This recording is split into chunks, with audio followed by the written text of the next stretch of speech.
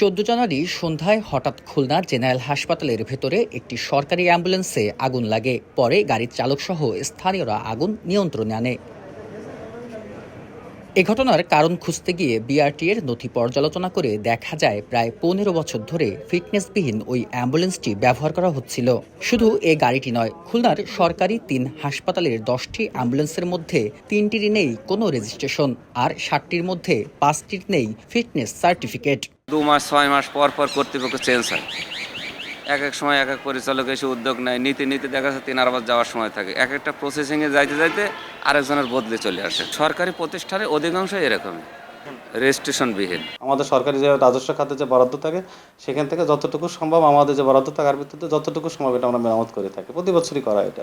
বেসরকারি অ্যাম্বুলেন্সের অবস্থা আরও নাজুক। নগর জুড়ে অবাধে চলছে মানহীন ও ফিটনেসবিহীন অ্যাম্বুলেন্স। সাধারণ মাইক্রোবাসকে রূপান্তর করে তৈরি করা হচ্ছে রোগী বহনকারী যান। জরুরি রোগী মেডিকেলের উদ্দেশ্যে যাচ্ছে, পথের মধ্যে বন্ধ হয়ে গেছে, আরেকটা অ্যাম্বুলেন্স এসে সেখান থেকে উদ্ধার করে নিয়ে যাওয়া যাচ্ছে। এই অ্যাম্বুলেন্স ফিটনেসবিহীন যে গাড়িগুলো এইগুলো যে রাস্তায় চলে, কিভাবে চলে এটা পুলিশ কর্তৃপক্ষই ভালো জানে।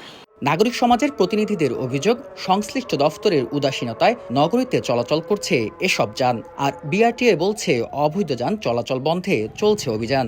যারা সংশ্লিষ্ট কর্মকর্তা আসেন এই বিষয়ে মোটর ভেহিকেল অ্যাক্ট বা যাদের নজরদারি করার দরকার, তাদের উদাসীনতার জন্যই হচ্ছে এই গাড়িগুলো কিন্তু রেজিস্ট্রেশন করা হচ্ছে না। নির্বাহী ম্যাজিস্ট্রেট যেখানেই এরকম নজরে আসতেছে যে মাইক্রোবাস অ্যাম্বুলেন্স হিসেবে চলছে বা ফিটনেসবিহীন মাইক্রোবাস অ্যাম্বুলেন্স হিসেবে চলছে, সেখানেই আমরা ব্যবস্থা নিচ্ছি। খুলনায় ব্যক্তি মালিকানাধীন 3 শতাধিক অ্যাম্বুলেন্স রয়েছে।